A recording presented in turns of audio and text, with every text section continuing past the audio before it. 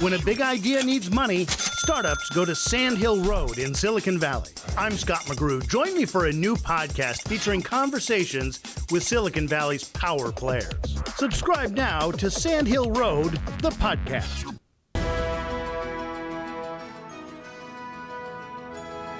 Welcome back to Press Here. I'm going to show you a little video of a robot. It's called Kiki, and I just want you to take a moment to look at it. It is a cute robot, and I'm going to guess most of your attention is on the robot's face, its eyes.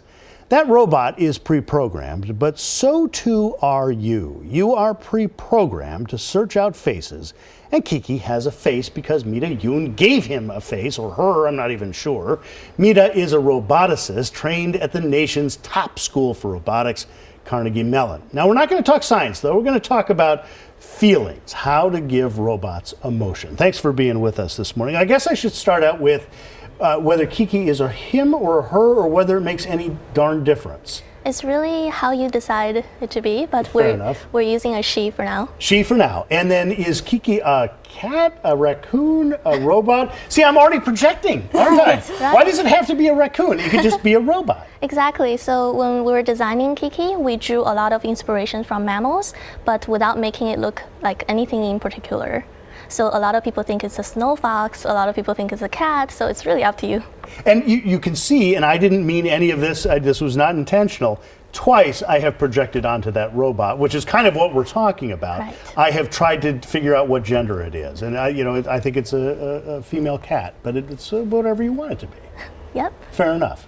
So what is the purpose of this particular robot? At CNET we've covered the evolution of adorable robots, if you will, whether it's a Roomba or whether it's a character or personality-based robot. Everyone has a different goal, so talk about what your goal is with this. Right, so for many years, people have been building robots, so there are industrial robots and home robots that help make our life more efficient.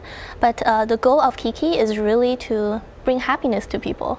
So it's a companion that is powered by artificial intelligence, so she can actually learn with the user in real time, so that she can bring an emotional connection to the users.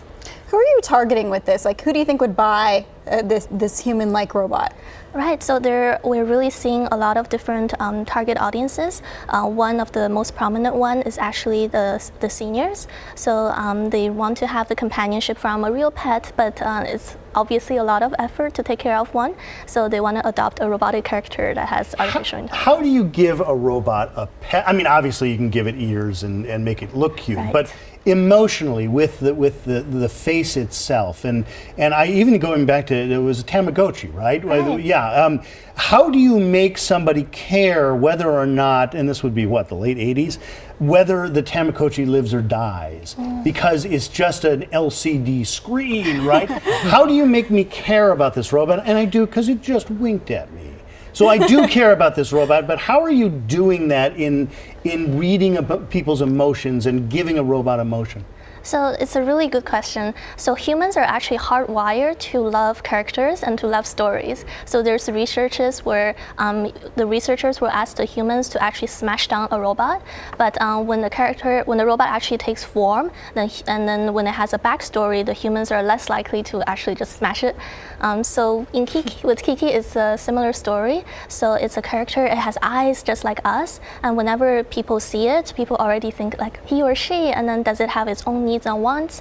So they already want to actually help protect the robot and then make it live in a very good condition. So that's what actually brings the first level of emotional connection to it. So we saw this robot back at CES. Is it on the market yet, and how much is it? So Kiki is on a pre-order. So this one is very different from the one we saw at CES. This is probably 4 iterations later than that prototype. And right now it's for $799 for the pre-order price. Okay, and one of the concerns that people have, so I'm going to be the tech, curmudgeon here. Part of the reason that these robots are cute and adorable is that you want to invite them into your home, because nobody wants a scary looking robot. I mean, if they do, that's a whole different segment of your show.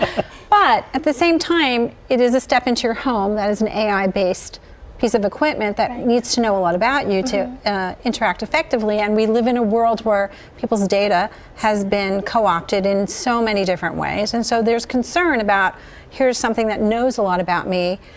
you're keeping that information, that data, whether it's in a cloud or someplace else, how do I know that I'm not going to be basically bamboozled, especially if I'm a senior who's now relying on this adorable robot, and maybe I start ordering things or, get caught up in a potential scam. And I'm not saying you're a scam artist, I'm just saying that is the general concern about inviting a friendly critter into your home where you can't see its brains. Yeah. So we don't want people to sacrifice their privacy and security just because they're living with a robot. So for home robots right now, it's actually possible for us to have an on-device processor that is able to process all the deep learning models on board. So on one hand, it's going to be very fast to run all the algorithms. So Kiki, like a robot like Kiki can track faces at a very fast speed. Another hand, it's make it very hard for a middleman attack because none of the data is actually being uploaded to the cloud. And then another aspect to this is everything that's stored on the robot should also be encrypted, so that even if, say, an evil neighbor kidnaps your Kiki or your robot, your data is still secure. Mita, with the onboard processing, I know you're aware of Jibo. Jibo was it looked vaguely similar, and its head would pivot around and stuff, and the company shut down.